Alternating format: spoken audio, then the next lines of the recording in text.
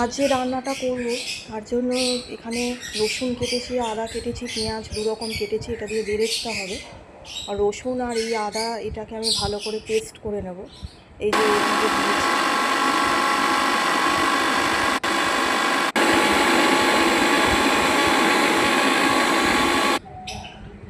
Paste হয়ে গেছে। এবার আরও একটা কাজু বাদাম দিয়ে আর একটা মশলা দিয়ে পেস্ট করছি।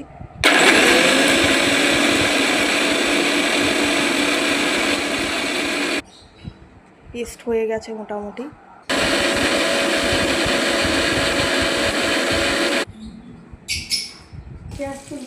এবার আমি বেরেস্তা করব। পেঁয়াজগুলো দিয়ে দিয়েছি ছাঁকা তেলের মধ্যে, একটু সময় লাগবে। তো এর পরের যদি পরের রান্নাটা আপনারা দেখতে চান, এর পরের ভিডিওতে আসছি, সেখানে বাকি রান্নাটা আমি দেখাচ্ছি।